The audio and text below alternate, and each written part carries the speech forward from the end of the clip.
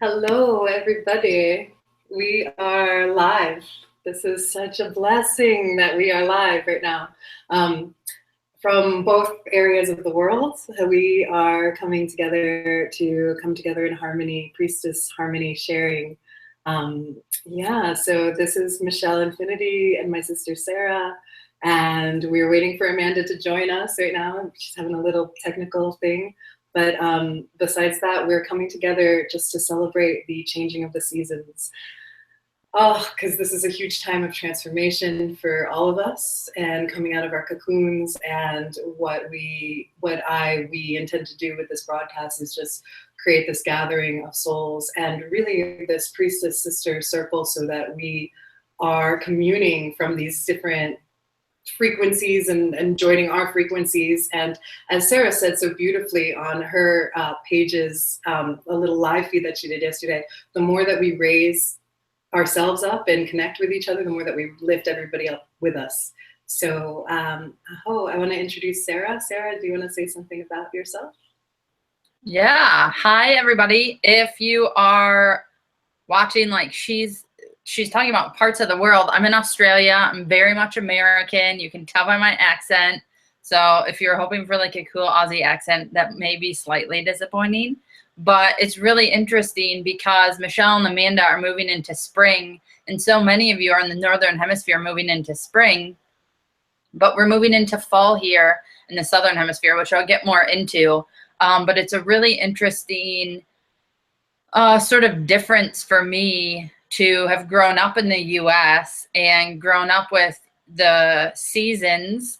You know, fall is in August, September, October, winter, November, December, January, which we all know extends into April, like if you live in anywhere like north of the Mason-Dixon line. So I'm excited to be a part of this priestess circle today, and I'm excited to bring in this wisdom from the Southern Hemisphere and to connect us with that. Okay, beautiful. That's so good. So just to begin, what I want to do is I want to do a prayer and chant a mantra. And I was able to spend yesterday with a Dzogchen Lama, who is Lama Surya Das, who is also connected to Krishna Das, and spent time with Neem Karoli Baba, who is my guru. And this is a picture of Guru Rinpoche that Alex Gray drew. And when I met him in October of 2015, I actually spent some time with him. So I'd like to sing the 7-line Guru Rinpoche prayer. Give us so we can all ground here and really arrive. And then if you want to chant with me the mantra at the end, it's Om Ahong Benza Guru Pema Siddhi Hong. Or you can just listen to it. But Sara's going to join me for that part where we repeat that part. You are more than welcome. So, if not, it's totally fine too. Okay, so let's ground.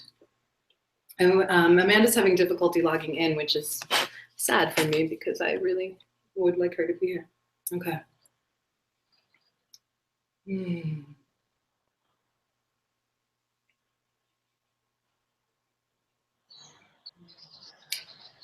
So the other intention I have with this mantra is that Padmasambhava is like this divine masculine energy. And when Alex Gray was doing this painting, it was all about divine masculine presence. And I think Tibetan wisdom is very divine masculine present. And a lot of what I'm talking about for the equinox is this balancing, this meaning of two polarities. And I feel like this is like we're like having this priestess circle, and it's very feminine energy, and it's like calling on the divine masculine kind of to meet us and be there with us, because without both consciousnesses, present, like nothing can be created in form. So.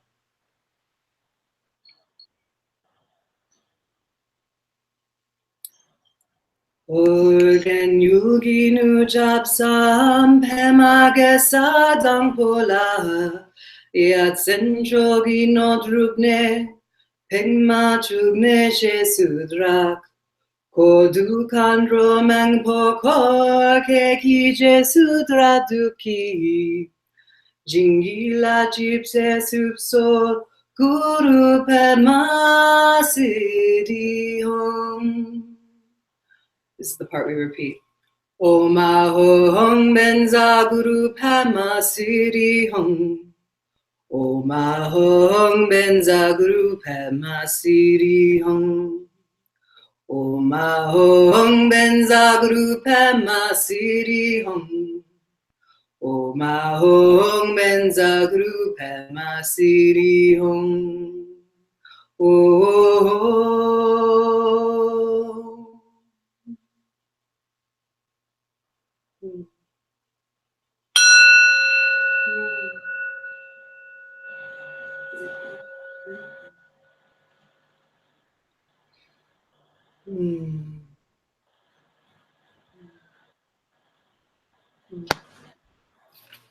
Okay, so my offering for this time together is we are talking about the beauty of the merging of the light and the dark half, the equinox, and the words that have come to me are this tantric rebalancing.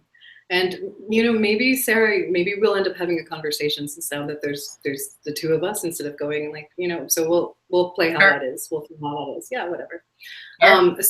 So this tantric rebalancing that I feel is this merging of opposites, and in order to, there's the art card, and it's the temperance card in the Thoth Tarot, and this art card talks about how the merging of opposites, the union of fire and water, this alchemical process that happens, this tantric rebalancing that happens within us, also is happening around us. And I think that in order for us to really align ourselves with the rhythms of the natural law and the universe, we have to, in order to be happy within, we have to be aware of what's actually happening without and around us. So as above, so below, as within, so without. So we have to really recognize that these things are going on inside us, universal and as well as universally, in order to bring ourselves in harmony with that. So a lot of what I'm going to be talking about today is like this self-acceptance and the acceptance of change, and allowing ourselves to merge and change with the seasons. And this inner alchemy that happens within ourselves when we merge our masculine and our feminine together, or our light and our dark, and our shadow and our light. I use the symbol of the yin yang to represent something that I actually learned yesterday perfectly in Dzogchen, which is this this path of the great perfection. It's a wisdom tradition talking about the great perfection, meaning that the light is within the dark, like in the yin yang symbol, and the dark is within the light. And the Taoist, I'm on that Taoist podcast, The Way of Mindful Consciousness, all of that is balanced there. All of that is all represented in intent and whole. So therefore, there's no shame in the dark, because it passes just like the light passes, and there's no attachment to any of it, and there's nothing wrong with anything. So the winter is not wrong. It's a process, and aligning ourselves with that natural process of life is so important. The something that Lama Surya Das said, the great perfection, which is the meaning of Dzogchen, Tibetan Buddhist path. Dzogchen means the great perfection, but it's not a perfectionistic. So meaning that the light is within the dark, everything is held together. And when you look down from above, and we know this with our lives, when we zoom out, we aren't, so we see how everything is perfect in its divine form. It's all in alignment, and everything feeds each other. So the dark feeds the light, and the light feeds the dark. And that's a little bit more difficult to, when we're immersed in it, like the last 4-month cycle, I feel that we all shared together was like this bubble or this cocoon. And for me personally, it was the first time I experienced a winter in many years, like, because I lived in Florida for like 20 something years. And that hibernation and the deep purification that I feel, and I've checked in with a couple of Rainbow Warrior Lightworker souls that we've all gone through and went through together, was this excavation and this purification. And I want to say something about that. So we're purifying the dark that's within us. And then now, as we are going into the spring phase for us in the Northern Hemisphere, and I'd love to see the synchronicity when we get into the discussion part and later and ask questions with the people who are in the Southern Hemisphere, to see if they have felt the same transitions, because a lot of the work that I do is about like these cycles of times and this energy of like what is in the collective and what we're all learning through. So now I'm feeling like as the spring happens and the buds are on the trees and we're stepping out of our cocoon, we're emerging out of our cocoon into a larger what we are stepping into. So let me just take a second and because there's some really specific points that I want to talk about with the astrology of this coming year that is happening. But I want to make sure that I've like solidified that point about really honoring the past, because honoring what got you here, honoring the winter cycle, closing that cycle, you know, but closing it in a way that is graceful and honoring and loves it and knows that there's no wrong in anything that might have happened. And it's just very peaceful with that. So creating that container for that. And then moving into this fiery spring equinox, this ritual of Aries energy. I just want to make sure that I covered everything that I wanted to say there. No, because this is, okay, here's the best, most beautiful part. I want to share a quote with about the alchemy of meaning too, and then something that I feel like I've discovered through, you know, creating the content for this process, which is having the balance point of the center of the meeting of these two things, this tantric balancing of one polarity and then the other polarity, is the way for new life to emerge. So it is having that those two having the two meet, right, and create and fuse is the only way. So imagine that we have all this darkness that comes through winter and the dying that happens in that cycle.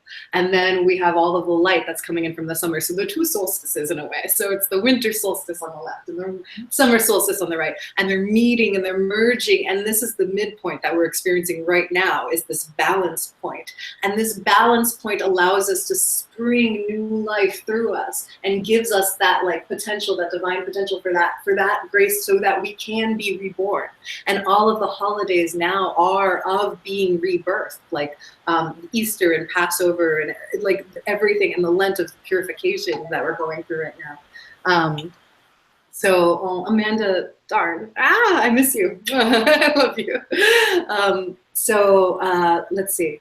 So yeah, so this purification that we've gone through, and Sara, you mentioned the Venus retrograde, so I'll just briefly say something about that. Right now we're in a cycle of Venus retrograde.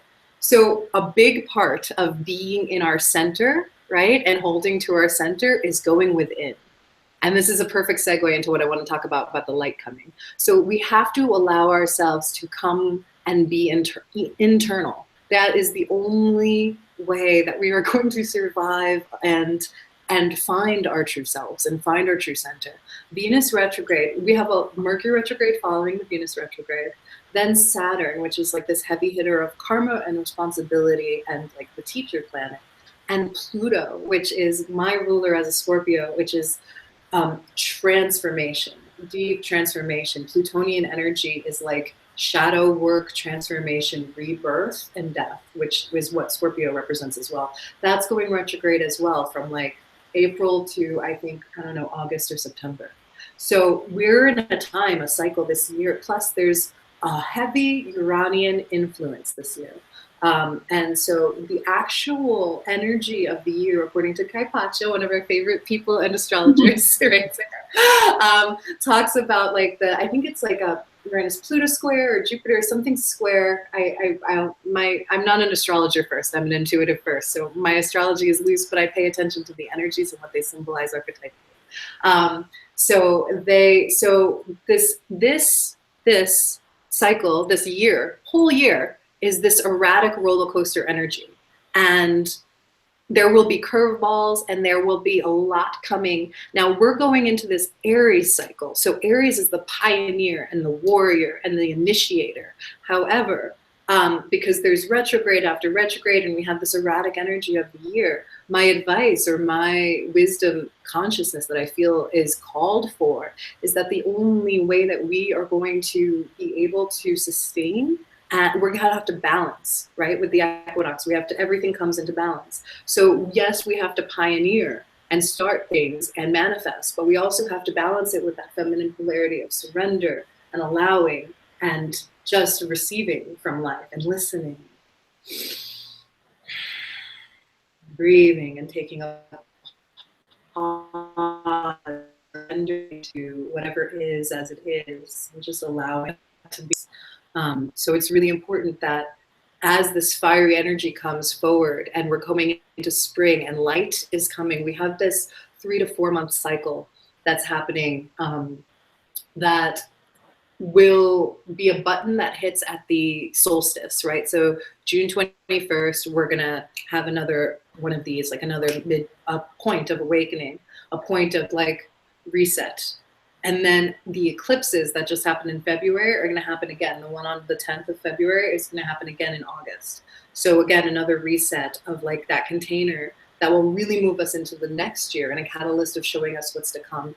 And I want us all as Rainbow Warriors to really think of our lives in these beautiful 3 to 4 month cycles, and these windows and these phases, so that we can plan and operate within those and manifest and create and allow ourselves to be portals of the collective consciousness that's manifesting through us, or the lessons that we're learning, really understanding these containers that we're going through so that we can use the ascension frequencies that we're all experiencing anyway with complete awareness and focus and faith. And so it's like our dharma to be attuned to that wisdom and then show others, those of us who feel that we're called to be messengers of it, to show others that way, which is kind of the purpose here, that we can integrate that information and talk about it. So there are 2 kinds of fire energy, and we're stepping into a time of fire energy, a phase of fire energy, a phase of Aries. One fire will sustain you and fuel you and give you life. And the other fire will burn you out and overwhelm you and consume you. And I'm learning that Tantra is very much that way as well. There's energies. You can either get completely overwhelmed by that energy, and they say fall off the path very easily, or you can speed up your own ascension and awakening so much that it catapults you to another level. So really being aware of that, and the way to be aware of that is to keep yourself in center and balance and harmony. And then the last thing I want to say is, is the divine perfection, which I already talked about before, but it's really, you know what, I think I covered it.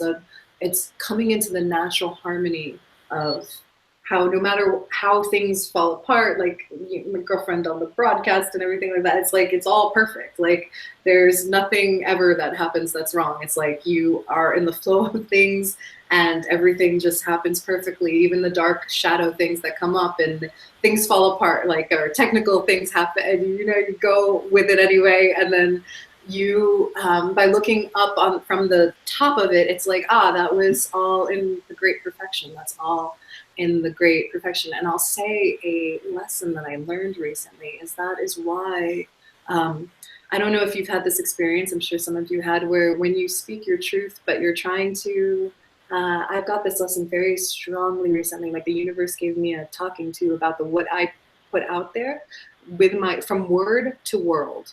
So if you speak about things, it really behooves us to speak in a positive light, because that's trusting in the great Dzogchen, the great perfection of it all. When we speak and we're like complaining and there's like a lower energy to it, it's not in that alignment. And if that alignment is like this truth, then we want to satya, we want to align to that truth and wisdom. And we're also creating that energy further. And it's so important that we create really good positive energy in this world, because look around, it needs us to do that, right? We need to be that balance. So allow ourselves to be that. Yes, we integrate our dark and we love and honor everything that happens. And sometimes things don't end up well and we feel, so many different emotions because of it. And yet that too, that Buddhist, so it's okay. Okay. That is the way it happened. And it's this acceptance. And that's the last thing I'll talk about. This acceptance, this peace, And I wrote this path, like this little paragraph about it. So we meet ourselves with a sense of wholeness and a sense of self-love, and accepting that, everything we just went through, the cocoon that we're emerging from, the unknown that's ahead of us, the darkness within us, the light that is within us, everything is transcendent, and everything changes and is impermanent and shifts. So the joy shifts, the winter shifts into spring, right? The spring will shift into summer, which will shift into fall. And the only way that we can really be at peace is to allow these universal shifts and these harmonies to come through us, and to really accept it. And I'm finding more and more that in order to really be fully in our dharmic, to be really fully in the flow and allow the universe to move through us, is to really unattach and allow us to ride these waves of consciousness, and accept whatever's happening, accept the changes that are happening, and then let go of any tightness or control or anything that would prevent us from really being in the flow of how we are and who we are. No matter where we are, the joy will change, the sorrow will change, the suffering will change, the abundance will change. And yeah, so this is what I want to do. I have a meditation. I actually want Sara to speak, and then we'll do the meditation at the end. Why don't we do that? Yeah. Yeah, So perfect. and then we can do questions and answers after that. We'll do that. So let's do this. So something I want you to think about, and then I can't wait to get Sarah's feedback, is what do you want to commit to for the next 3 to 4 months cycle? What are you tantrically rebalancing in your own inner being right now? And then what are you called to bring forth? And we'll connect a little bit, and we'll do a meditation about that. I'll guide you through a journey, and all of us together will spark some ideas together about that. And yeah, we'll take it from there. So I hope that served you. And Sara, if you want to talk about anything that I might have shared, or if you just want to go into your own. Cool, yeah. Yeah, for sure. Can you switch the screen view so people can see me not tiny? Can I, what? Can you switch the screen view so that I'm big? You are. If you talk, you're big. Oh, that's so magical. Okay, because it doesn't do it on mine, so I didn't know. So I didn't want people to be like trying to see me on their screen and be like, she's so small. Okay. When I'll tell you a secret about Google Hangout, if you clicked on me, then it doesn't do that anymore, but it does it on its own. Okay, that's why. So if you haven't used Google Hangouts before, you just got a lesson in it like I just did. So Michelle brought up so many amazing, amazing points. And it was like taking everything in me not to interrupt what you were saying, because you were so in the flow. So I always keep Post-it notes on my desk. So I just started scribbling away on Post-it notes and drawing the Vesica Pisces, which for those of you who don't know, let me just redraw it, because I wrote about 8 notes on the page where I had it. So the Vesica Pisces is this intersection point where the 2 circles meet. So it's this light and the dark. It's that union point where everything springs up from. So if you look at it, it also, I mean, if you look at it by itself, it just looks like this, which is so interesting because it looks like a seed. So that's the seed of creation. It's this union of the masculine and feminine, and it's the seed of creation. And I have to show you guys this. I channeled this image. I didn't channel it this big. My partner drew this because he can draw. Let me make sure it's right side up. So I channeled this. Okay. I wasn't intending to share it, or would have had this ready. So hopefully you guys can see this and it's not like super weird. Well, it is sort of weird. It's light language. It's channeled symbols, a channeled message, but you can see in the middle that Vesica Pisces. And this is about this time period that we're moving into, not just with the equinox and the solstices, but it's this new paradigm that our favorite astrologer Pacha talks about. It's the new earth that we're moving into. And it's requiring us to merge our masculine and feminine, the two sides of our divine selves. And the equinoxes are a really good reminder of that and for that, and a really good time to do that. So in the Southern Hemisphere, we're moving into fall. I don't completely understand the seasons here. It seems a little more political, like fall starts March 1st instead of on the equinox, which is it's super confusing for me, having grown up someplace where spring starts on the equinox. So I'm still trying to wrap my head around that. But we're moving into this time of release, of this time of sort of quieting, of darkness. And it's already getting darker here. Last night, I thought it was time to go to bed, and it was like 7:30 at night. But it's a time that allows us to go within, to cultivate, and to grow that seed, to create that seed, and to bring that forth into the universe, to bring that forth into reality. Because if we don't have that time period, we can't create in that way. We would always just be the flower in bloom. We would never be the seed. We would never be in the bud. So like Michelle was saying, it's not good. It's not bad.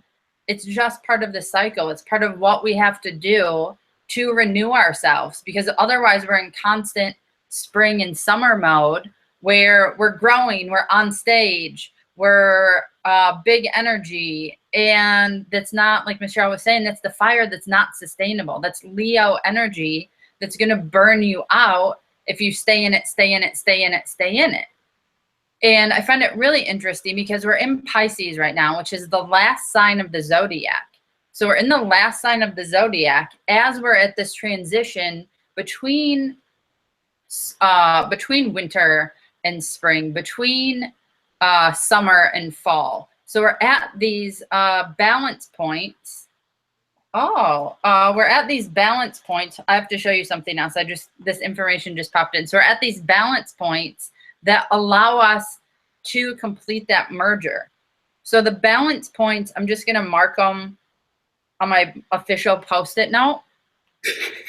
So we have the balance points. These are the nodes, the dots where the circles connect. And of course, one is on top, one is on bottom, which is relative. They can be sideways, they can be diagonal, but they're in two different places juxtaposing each other. So it's that opposing energy that we have to create from, which is as much the masculine and the feminine, but the union of them. So this is a potent time for all of us, no matter where we are seasonally, no matter where we are mentally, energetically. I feel like these are magical portals of manifestation. And it's a time to get things done in terms of planting the seeds to cultivate them. If we're in the south, in the Southern Hemisphere, I shouldn't say the south. If we're in the Southern Hemisphere going into winter, that's what we're doing. We've reaped our crops. The fields are lying barren. And then we're going to be ready to plant the seeds, but we have to know what seeds we're planting. So it's like now is the time to set your intentions for, like what Michelle asked, what are you looking to do? What are you looking to create or be in the next 3 to 4 months?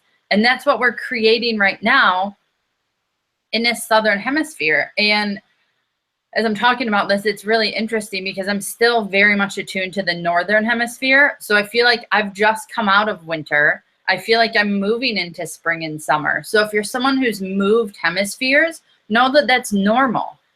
Know that that's part of how you've been attuned. Because if you've spent so much time, you've spent all your life in Australia, and suddenly you're in Europe right now, it's a big seasonal transition.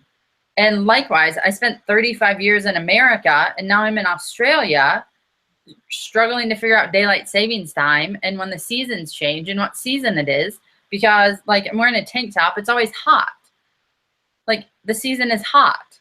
And so go within in those moments when you aren't sure what you're feeling. It's again, echoing what Michelle was saying, go within and find that sacred space and find that point of, what am I being led to do? What am I being called to do? Do you feel like curling up with a blanket and a cup of tea and reading or writing or being really internal? Or do you feel like going out with friends and being up on the stage and having the attention directed at you? And that's that's part of this balance that the solstice brings. It's part of those points of connection on my official Post-it note that guide us, that show us what direction we're moving in. And you can tune into this every day, because as much as we're linked to the solstice, it's also about the cycle with the moons, the cycle with the other planets in astrology. And like Michelle, my astrology knowledge is pretty limited. It's more intuitive and connecting to that energy. But if you aren't sure, if that's difficult for you to connect to, look at the astrology. And right now, Venus is retrograde. It's asking us to look at our relationships with others, but also with ourselves, and cultivate that relationship with yourself. So as we're moving into the time of darkness, it is about our shadow. It is about, shadow is just ego. It's not scary. It's not like the monster in the closet. It's not shadow. It's a perfect opportunity to look at those aspects of you that you're ready to break away from, that you're ready to shift, you're ready to face. And the biggest part, the biggest thing I talk about, the biggest concept for me with shadow is facing it and moving past it. It's not acting like it's not there. It's not ignoring it. It's that balance between the yin and the yang, because shadow, like Michelle's talking about, they're perfectly balanced. They're both there. The shadow isn't bad.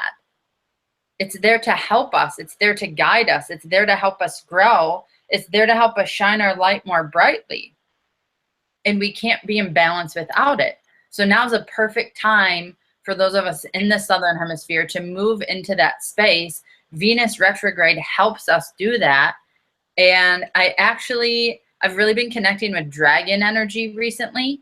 And I feel like dragons are connected with this new earth energy that we're bringing in, and this energetic blueprint that we're working on right now, which is what all of us as light workers are doing. We have this blueprint.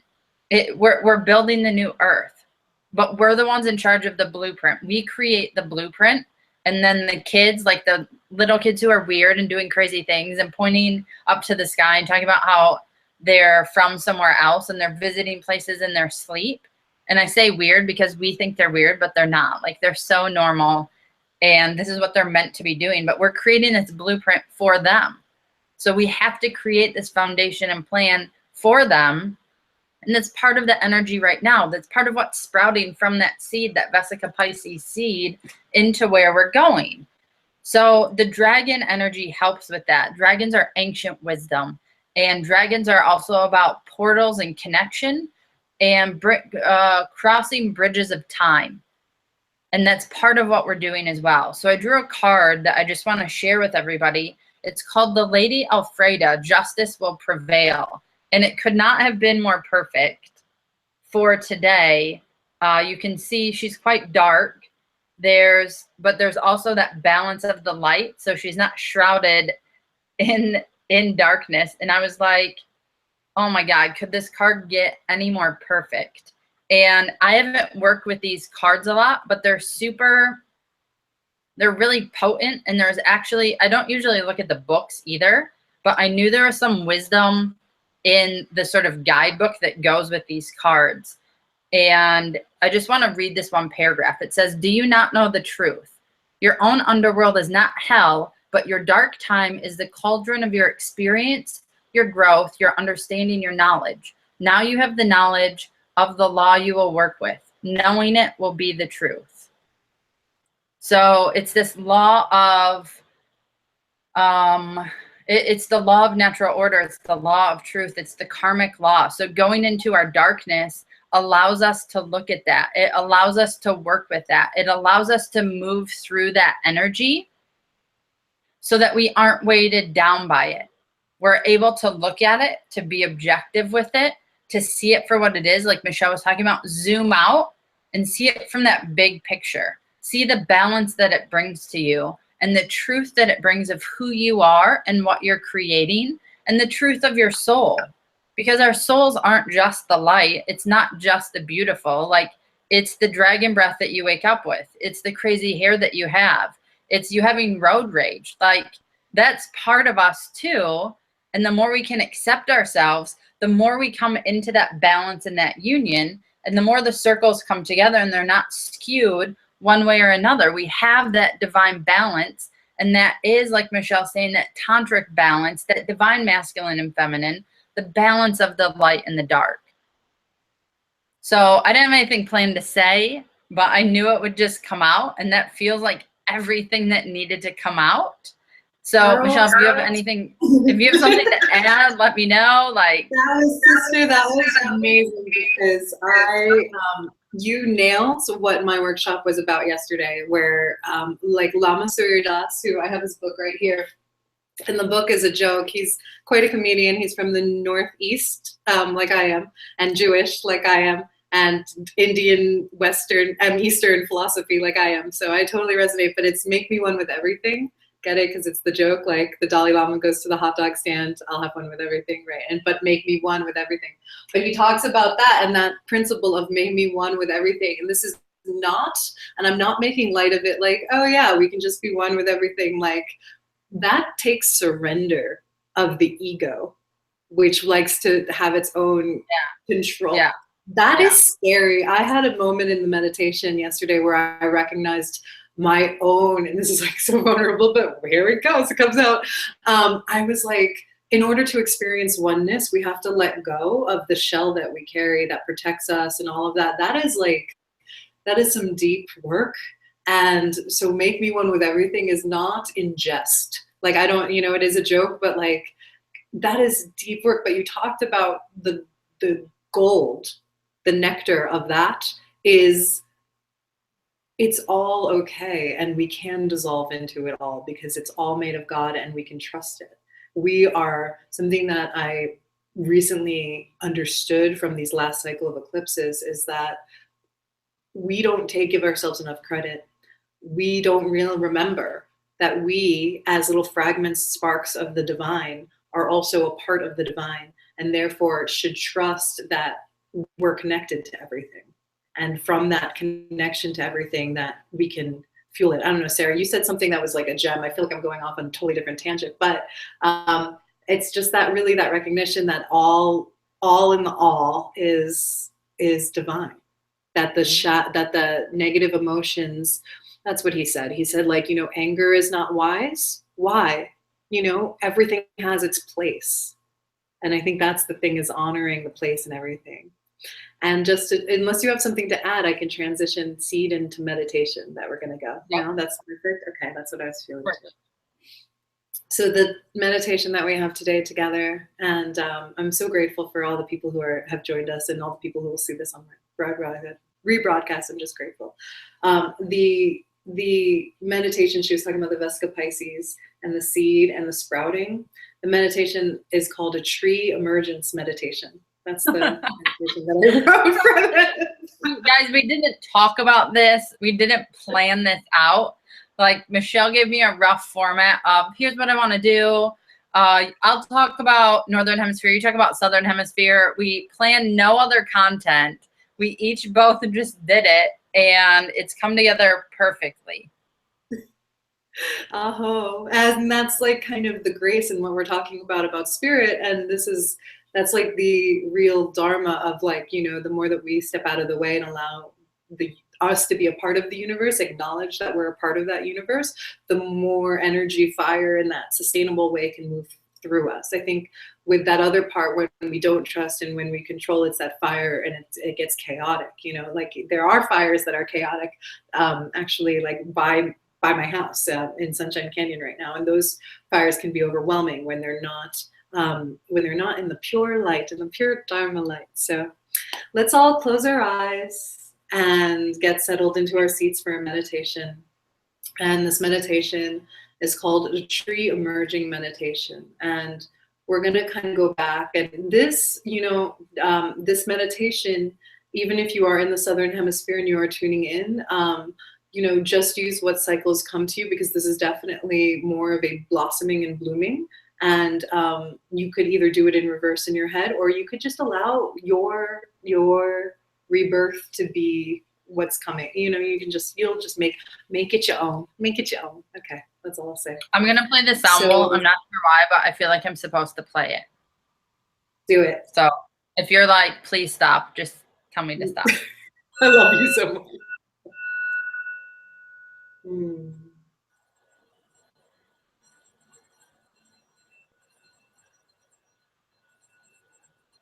Okay, so let's all allow ourselves to come into that centered being, that centered breath.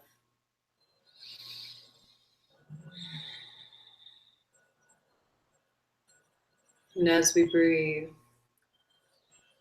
we recognize that the breath is something that we share together, that it is an eternal life force, that it is the soul life, the prana, the energy, intuitive that connects us to God and to each other.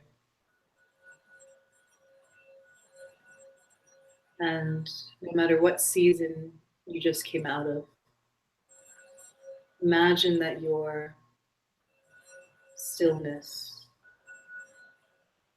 is that cocoon, that winter face.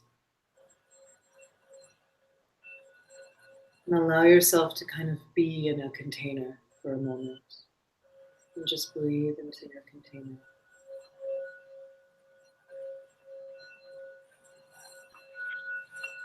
And see the two halves of yourself, your light and your shadow, your dark,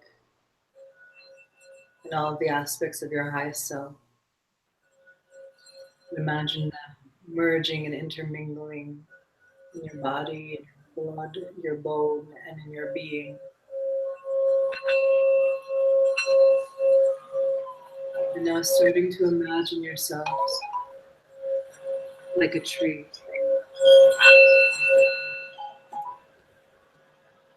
And your tree is in the winter phase of your life. And there are no leaves on the tree. And the bark is gray. And all of the environment around it is barren. And then notice around you light come in. And water. And imagine that you're calling these elements to you, nourishing you. You're calling in the fire, calling in the elements, you're calling in the rich soil of the earth. You're calling in the peace and the inner ground. You're calling in the wisdom of consciousness to meet you and to merge with you in your own tantric rebalancing. You're calling yourself in. And you're ready for this new growth. And you're ready for the light, and the water pours down your skin, your bark, and it nourishes your roots. And it blends and it goes deeper down into the earth. And it feeds you. It sustains you. And you see yourself go through like a time lapse, like a quickening process. You feel yourself starting to come to life. Bit by bit, speeding up. Feeling your arms that are branches expand. Feeling your hair that is your divine antenna, your wisdom, expand, blossoming into you. Thickening your root, your trunk, your torso, your branches lifting to the heavens, the sky expanding, feeling your fullness. This is your tree of life. And you are beginning to sprout buds from your fingertips, from your crown of your head, from your mouth and your eyelids. You are opening to the heavens. Allowing yourself to feel the tantric rebalancing of life to death, of rebirth from within, and allowing yourself to flourish in this fullness, and allowing yourself to settle and ground and feel the connection to earth, feel the portal to the sky. And in this center of being, your balance between your light and your dark, ask yourself, ask your inner knowing, ask your soul, what would you have me do in this next phase What are you wanting me to move toward? Allowing yourself to emerge from this beautiful cocoon that you've been in and feeling fruit or flowers, feeling yourself in your wholeness, in your bliss, so that different birds and beings can come rest on your branches. And squirrels, and different animals perhaps, refuge and shelter within you. And feeling the strength of that grace, that harmony.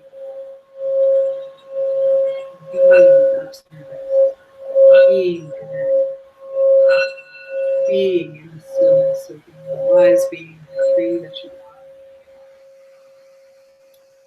I want you to take a moment to really study your tree. And notice the different textures and what tree you are. If you're an apple tree or a willow. Which tree are you? What is your strength? What do you have to give, to offer?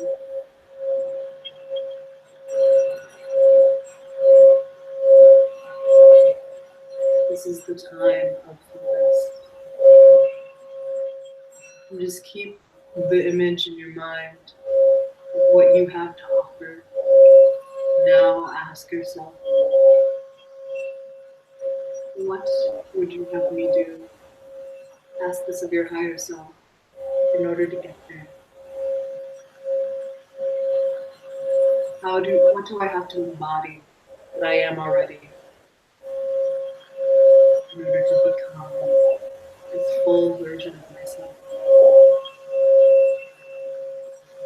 How do I step into it over the next few months? This phase, this cycle, so I can show up in my fullness and embody my truth. And if you feel called, I ask you to repeat the following with me. We will say this together.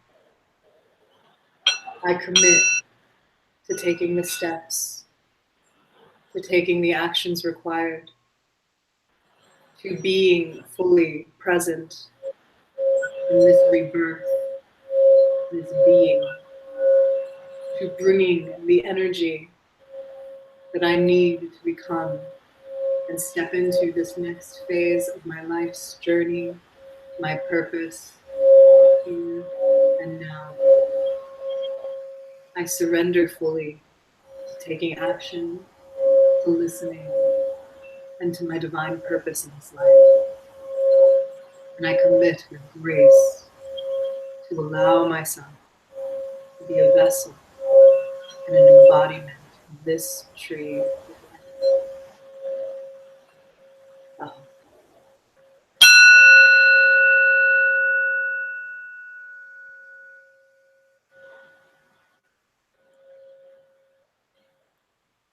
So may we all be trees in our community so that others can take shelter and refuge in our beings.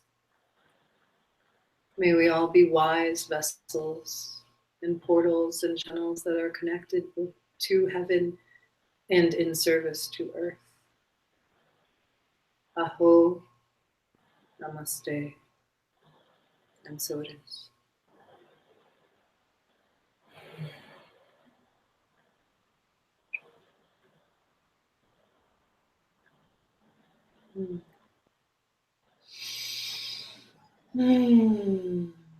Beautiful. Okay. So, let's just give ourselves a second. Come back into your bodies. Yeah. So I would love if anybody wanted to share or talk about what we've got Nick in the comments.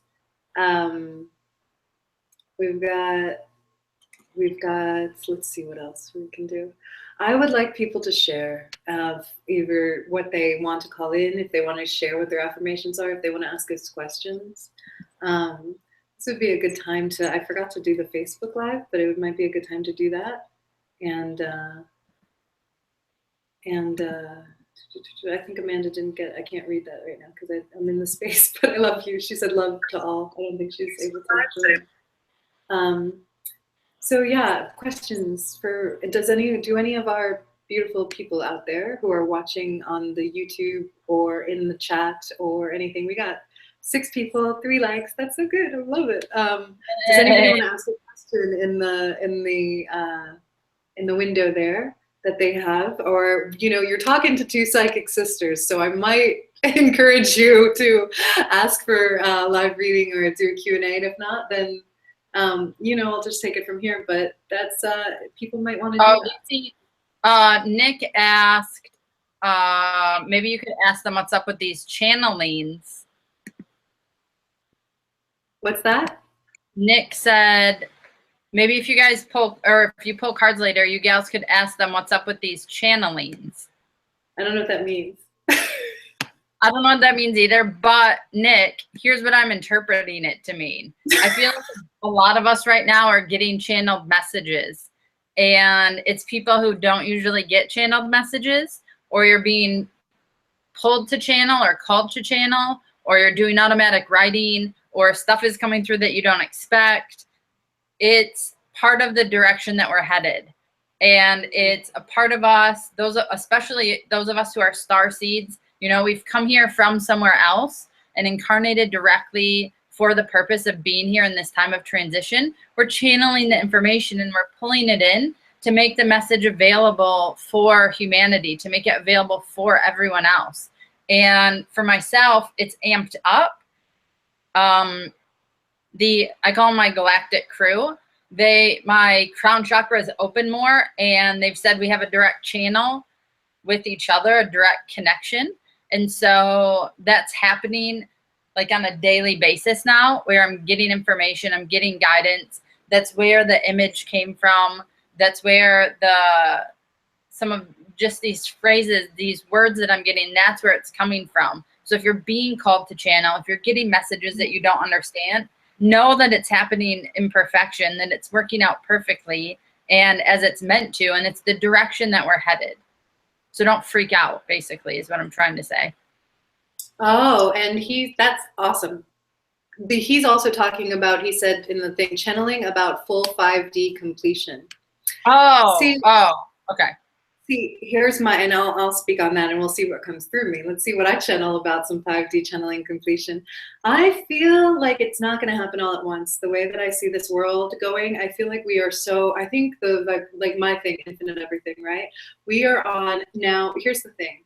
The rainbow warriors and people who have heart-centered consciousness, I believe the first wave of ascension for us to really come into our power and these portals that have started for me, for my generation and us, like our community, let's say, the people that we're interacting with on Facebook and people who are into the same vibrational frequency that we're on, people who even know about intergalactic consciousness at all. 2012, pivotal marker, right? 2011, things fell apart. 2012, we stepped into our power. 13, 14, 16, transformational year.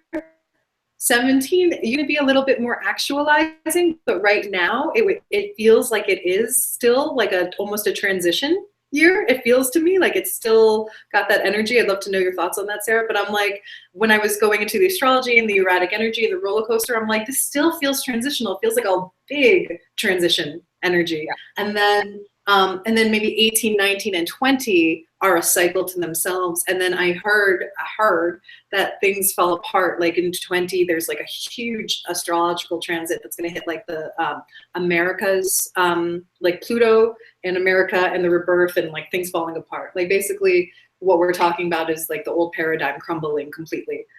So anyway, so the reason why, so Nick was saying pull cards, and it's And Sara, it's awesome in what you just said. Yeah, he said, Sara, you got it.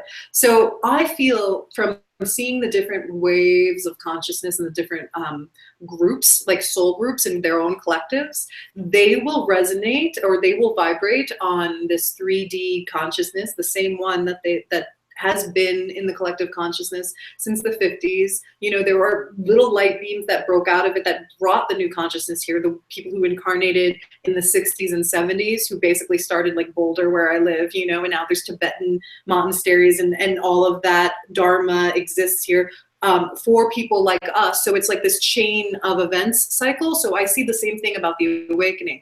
So for us, like Sara, you said the crown chakra thing, since I moved or since I went on the road trip, since I left Florida, my crown chakra has been off the, like, sometimes I have to be like my acupuncturist closed it a little bit for me. Like last time I was there, it was like, let's like have that not so much open, you know, because it's been it's just different now. It's just, and as we go through these awakenings, they are just, you're getting all kinds of different things. And I do hear my guides in a different tone. So I feel that for some of us, and you know, I also talked about these portals that we go through with these in our ascension with the eclipses, and like there's like these little gates and there's these Dharma gates. So I feel like the more that we jump through these hoops of initiation, choosing love over fear, choosing expansion over contraction, and the more that we're in our own practice and our own stillness and our own center, and aligning with these 3 to 4 month cycles within the year phases that we're doing within the 3 to 4 year phases. So there's like 3 to 4 month cycles within 3 to 4 year phases, and the more that we are able to swim, and like Gabby Bernstein, and I see people who are successful, they're like little right action. So it's like you go through that Dharma gate, you go through that portal, you live this 5D world, but sometimes you contract, like you expand. It's just like this Equinox thing. You expand to a certain point, and then like that's your max capacity of expansion.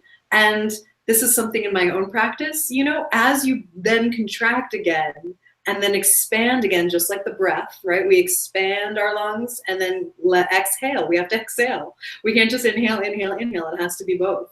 It has to be both for creation to happen and really ride those waves.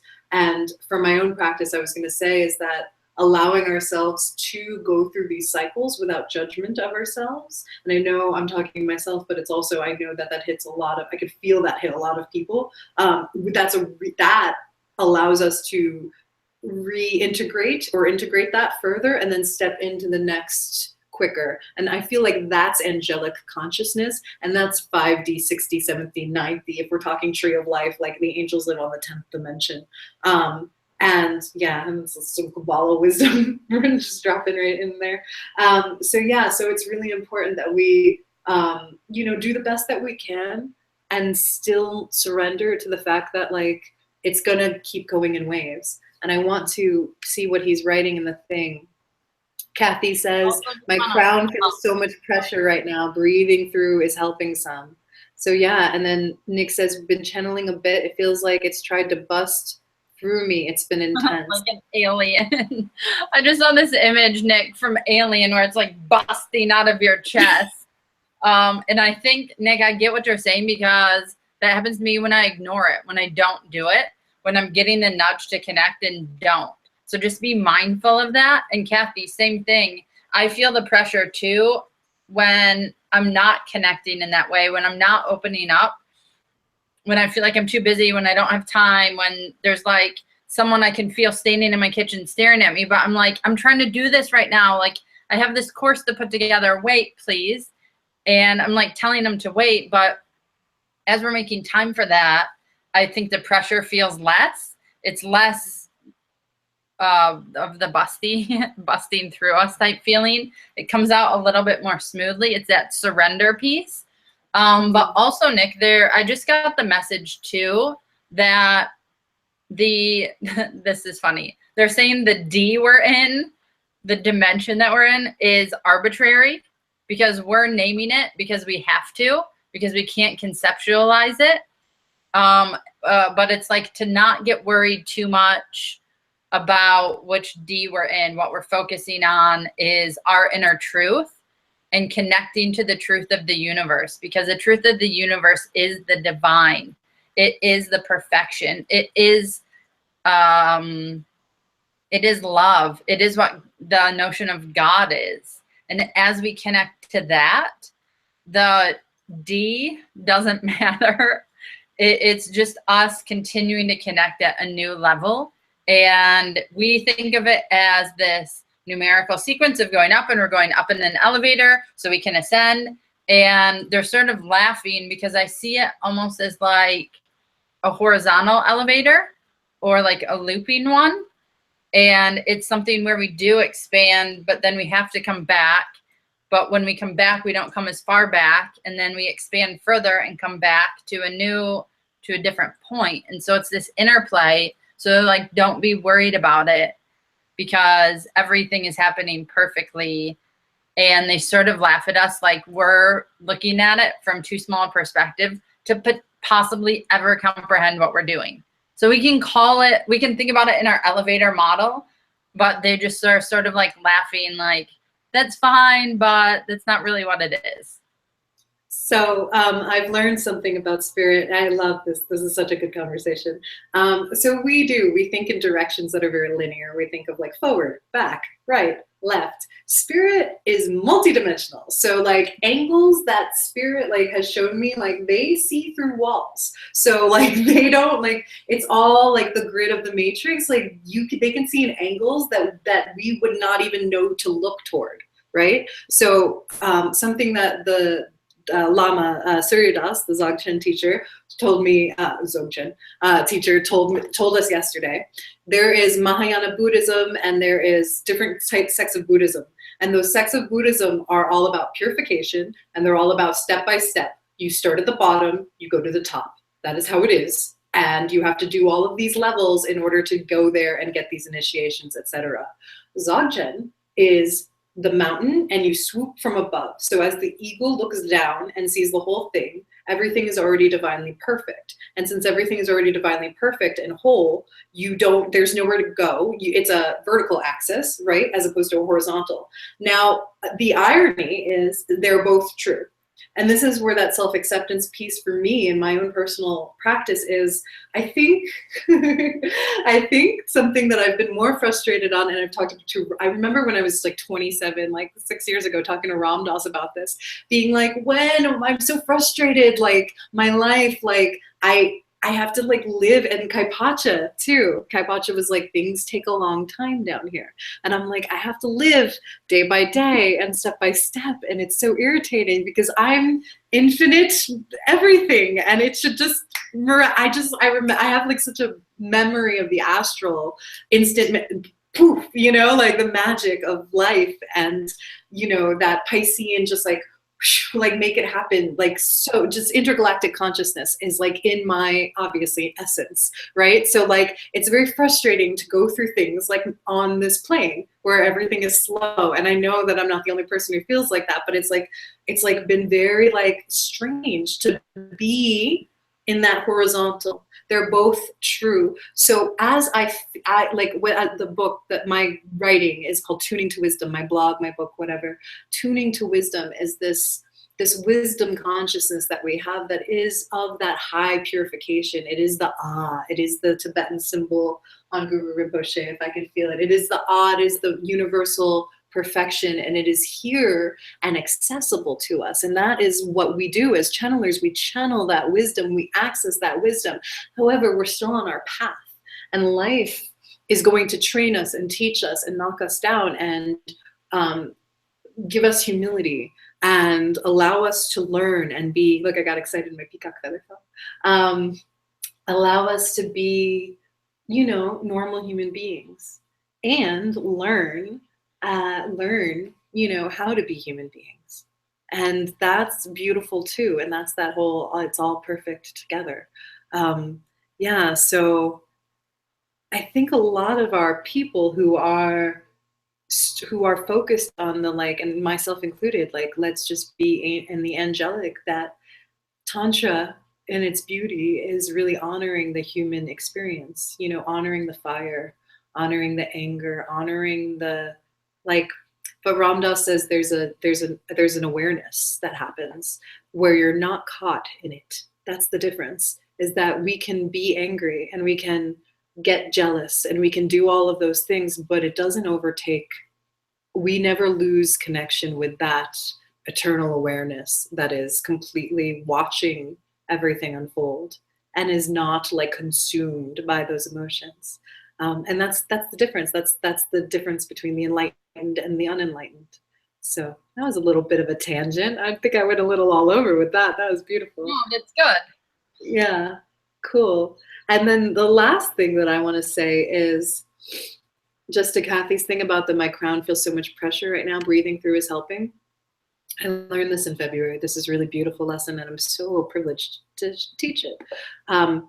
When we have pressure into our chakras or our ear or guides trying to get us our attention, what helps me is, again, tuning to wisdom, right? Tuning into it. So if you're like, ooh, like I'm feeling this pressure right here, instead of resisting it, like listen to it. And it's a vibrational shift in awareness. It's vibrational consciousness. That's how my guides speak to me. They don't use words, they use tones in a way of silence, really. And so if I attune my focus and my energy to the pressure that's coming through, I can receive a message from it. And Sara, I'd love to know your tips on how you listen inwardly as well to our intergalactic team members. So what I wanted to share about what I learned about healing is that if we have blocks in our chakras, or if we feel pain in our heart, or we just feel heavy or lethargic or whatever that might be, the more that we like tune to the wisdom of it, the more that we engage fully what's going on. And I know that you all have heard this before, it moves, that energy will move. And then as that energy moves, it will show you something. And that happened to me where I was feeling this like intense sadness. And then I realized the reason that I thought I was sad was not the reason why I was sad. And there was something behind it and underneath it. And it was almost like giving myself a therapy session by just tuning into the frequency that was being shown to me. And I moved it, and it kind of like imagine a curtain pulling back, and then like you get to actually see what the real thing going on is. And that was so beautiful because our mind, I think, assumes or like thinks like very strong, this is that, but like what's really happening is something that might have layers to it and might be hidden from you, and you hide it from yourself in a way to protect yourself. And yeah, and it's the same thing as listening to God or listening to Dharma or listening to ourselves. That's why going within is so important for all of us. But I feel like I've been talking too long, so I want to give you time to talk, Sara. Totally fine. I agree with you. Going within is important, and quieting our mind, which I know so many people are so resistant to meditation. And sometimes I am too. Sometimes I'm like, no, I don't feel like it today, and I skip it. And then later or the next day, I'm like, what did I do? Because it's become such a practice for me, and a part of my practice. It helps me block other things out, not block other things out, but it helps me not listen to them. So when I am trying to connect within, it's easier because I have this tool to get quiet. And when I am connecting to this intergalactic crew that I have, I do it with automatic writing because it's easier for me to get the message and see it. I know what I've written, I'll write it. I have to go back and read it. I tried to explain to my partner what the message was that I got the other day, and I had no idea. No idea. I knew it inside, I knew it in my heart, but I couldn't tell him what it was about. For me, it's a process. I usually feel them. I can feel them near me. There was one time I was reading, this happened over the course of like 3 days. I was trying to finish this book. It was a business-oriented book. I was really into it, soaking up the material, and I was having my coffee in the morning and then reading the book in the living room. And I kept hearing like this rattling around in the kitchen, like stuff moving in the kitchen. And no one was home. It wasn't windy. I didn't know what the deal was. And then it got so loud, I had to say, like out loud, I said, can you please stop? I'll talk to you. Let me finish this chapter. And then this like epic channeled message came through after. And so when I'm not listening, when I'm not quiet, when I'm not making time to connect, it becomes like physically 3D world apparent. But other times it's very subtle. So it's easy to miss if we're caught up in day-to-day life and the rigors of day-to-day life. It's so easy to miss, which is why it is so important to go within and get quiet, because there's so much wisdom there. We just have to get quiet enough to hear it, because it's not going to like grab us by the collar and insist we listen. It's a whisper. And if you might hear echoes of the whisper, but unless you're quiet enough, you're not going to get the message.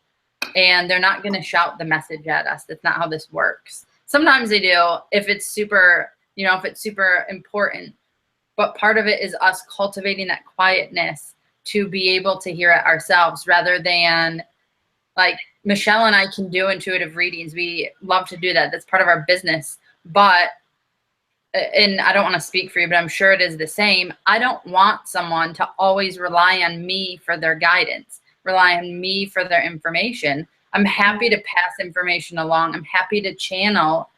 But the greatest feeling for me is when a client messages me, hey, I got this message. I got this information. I just need some feedback. Can you give me feedback? I'm not sure if I'm accurate or not. And then it transitions from me giving guidance to them checking in with me about what they're getting, to them trusting it, to just running on their own, and they don't check in. They don't. And that's exactly like, that's what we're cultivating as teachers, as leaders, as light workers, as way showers, is the ability for others to do it themselves. And it's so important to get quiet to do that. I feel like a couple of things that you just said. One thing, and I'll go backwards from what you just said about the readings, about the teaching. I actually, when I give readings, I see what I do is more like transformational healing work. So when somebody has like, I don't want to use the word issue. I want to use the word like when somebody has something that they have the possibility to transform within themselves, right? Like that they're like ready. They're like, I've been working on this. It's coming up again. Da, da, da, da, da. I feel like a lot of the things that I do when I do channeling or when I serve others is like shape shift that energy out of them, rise it to the surface, and then like move it through. Like it's like see it from this light, and then then it's like evaporates. Yeah, and then so that's interesting. But I like what you're saying about the guidance. I don't know. Yeah, I don't know if I like to teach them to do it themselves. I haven't really done that yet with my work, because it's kind of different, like a healing thing. But I like what you're saying that. But I was like, oh, that's interesting. And then as far as subtle goes, subtle is like the name of the game with spirit. And I guess I do through the wisdom talks and through that stuff. I definitely feel like teaching people, like how to understand working with spirit is very important. And even for me, subtle is like, oh, can't go live. Okay, I was gonna go live for a second, but apparently I can't, which is fine. This is good. Not meant to be. I made this video. Maybe I'll post it so people can see it in like our groups or stuff. And it's called Purification Portals and Dharma Gates. And it's about that jumping. And we spoke about that before. So subtle, those gates, those opportunities for transcendence into a different realm of consciousness, your 5D. Doesn't matter one. That's amazing. It's very cool. But yeah, the windows of opportunity that they give, they're like these little flaming hoops, but they're invisible. And but they're visible, but your reaction time has to be quick in order to make it through them. And I like for my own self, I feel like that's a huge, that would be like my next level is like going like being able to really quickly respond and react to spirit. Do you feel that way? Are you tested with spirit, Sara? Like that it's like, do this, now do this, like your challenge? I feel like I'm on like a training course sometimes. I think I'm too stubborn to usually feel that way. And I'm like, no, I don't think I'm going to do that. So I don't. And then it comes up again. And I'm like, no, I don't think so. And then by the third time, I'm like, crap. Like, this is the third time. They gave it to me 2 other times. What is my problem? Okay, I'll do it now. That's good But to hear. mine's really slow. Good. I feel Yeah. slow. Yeah. No, that's perfect. I mean, I feel like the ascension consciousness is very quick, very quick. And spirit, like I was saying that, yeah. And so our training, a part of my training is to respond with that quickness. I just got a bit of information. It seems slow because I frequently operate outside the bounds of time. So when you bind it by time, it seems slow because time is slow to me frequently. And it's part of my work is on these different planes where I talk all the time about it. I'm like, time is arbitrary. Like, it's not even real. I don't know why we're doing this. I don't ever know what day. I barely know what day of the week it is. I barely knew we had this event today. I had to double check my calendar. I have to double check the time all the time of things because it's arbitrary. And so I think while I'm saying it's slow, it's because it feels slow, because Earth is slower than these other places where we work. So sometimes we do make these quantum leaps, through the portals like you're talking about, and it is very quick and it is fast reaction time. But I think when we're doing these work on these other planes, it doesn't feel fast. It just feels normal. And so I think I perceive it as slow, but I think it's probably not. Right on. So I feel like we should either we're going to wrap up soon, or I want to ask more questions. Like, if there's any more, does anybody in Facebook have any more questions, or does anybody else want any things? And if not, we'll wrap up because we're about at time. So I think it feels good. So not yet. No. Okay. No more. Nick said no. A couple people. Anybody in Facebook say anything, or are we good there? No Facebook comments. I don't know how easy it is to watch and comment on Facebook at the same time. I have no idea. I have no idea in that as well. We are new to this. Well, beautiful. Okay, so let's, so do you have anything more to share, darling? Do you want to say anything? Oh, I know what we should say. What we say at the end of my podcast. We have to tell people where they can get in touch with us. Oh, yeah. I'm really bad at doing that. Good reminder. Thank you. So you can get in touch with me at sarahhocking.com. Just super easy. And I'm also on Facebook. My page name changed recently. It's Sara Hocking's Spiritual Alchemy, or my Facebook group, The Alchemist Lounge. Like any of those places, or shoot me an email, Sara@Sara Hocking. That's a really easy way to connect. But I think most of us are using Facebook and social networking through Facebook. So feel free to join that way.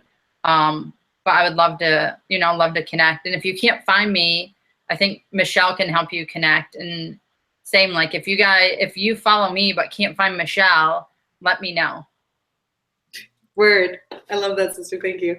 I'm Michelle Infinity. Infinite Everything is my Facebook page. My website is infiniteeverything.net. I do shamanic chakra work, which is my favorite thing to do, as well as intuitive counseling. And I can do that remotely. I can do that through, just phone conversation, meditation, video call, etc. Or I can do that in person in Boulder, Colorado. And what else do I have to offer? What? I need to interrupt for a second because you're in Colorado. Yes. Another woman who's a yoga teacher who I met at Kaipacha's retreat in Bali has recently moved to Boulder. And another woman I'm connected with who has been in California, lived in Boulder previously, has moved back to Boulder. So I don't know what you guys are doing, but there's some kind of convergence there. So just kind of something to have on your radar, or the rest of you if you're looking at traveling. There's also a girl who I went to high school with who's going to Boulder for a yoga retreat. So Boulder seems to be this point of convergence right now. Yeah, I feel that. Yeah, I was definitely called to be here.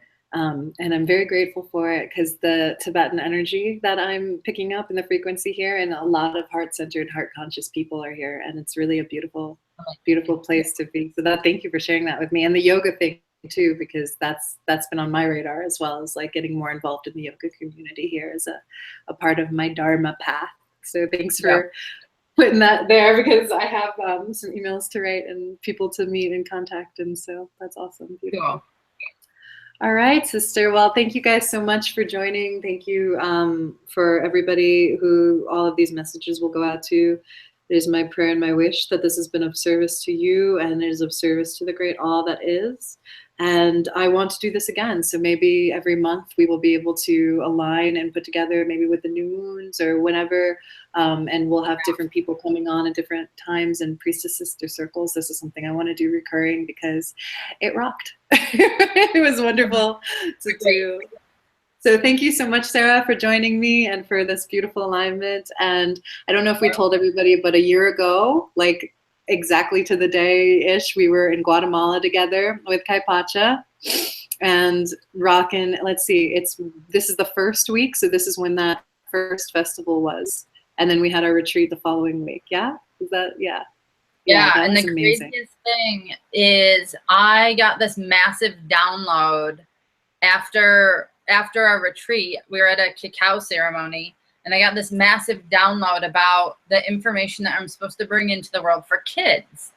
And so I started working on it furiously, like got my website set up, got a Facebook page, and then I was like, stop. And then last week, so a year almost exactly, wow, I got the second piece of information. So it plays into what we were talking about with cycles and with the astrology and with things coming full circle. And it goes with the channeling piece. And we're getting the information as we're supposed to, and we have to surrender to it, because this is sort of like getting, and I hope you can hear me because it started raining kind of hard, so I hope it doesn't sound like really weird, but it's raining hard here. Miss the rain. Oh, jealous. Go ahead. No, I it doesn't usually rain. This is really weird. But with I lost it. It's hit upside the head, because I've always taught. I've always worked with kids, but middle, high school, college is really my preference. Little kids are fine in like individual settings, but I don't want like a herd of little kids around me. That's just not my thing. And so the second piece I got was that my work is really geared towards teenagers, and I can expand it in both directions, and work with the little kids individually. But this core work I'm doing is with teenagers. So it took me a year to figure out something, that seemed like it should have been intuitive and should have been really sensical, because if you like working with older kids, why wouldn't you gear something towards older kids? But at the same time, everything comes in when it's supposed to. So I think that's important, because I think people see us as leaders and teachers and way showers, and we are, but it's not like we have this just unbridled connection to infinite wisdom. Like, we have to operate in the 3D reality too and play the game. So we don't always know either, which I think is important for everyone to realize and remember. That's the part that's so frustrating, because we do have, because I feel like we do have that connection to infinite wisdom, and we do have it, but yeah, we are having a human experience, and that's the tantric rebalancing of coming to, being, of service to this planet in the best way that we can show up and be. So aho for all of us. So here's to walk in the walk for the next 3 to 6 month cycle, and I hope whatever you guys got from the meditation served you really well. And I'd love to know in the comments below if you want to put that on the Facebook of the page that we had, like some epiphanies that you shared or had, because it won't only serve you, it'll serve the people who see it. So, all right, namaste. Namaste. Thank you. Yeah, man. Thank you so much, Sara. And arva, till we meet again next time we have a priestess sister or a priest. We'll see what happens. Okay. Yay. Bye. Bye.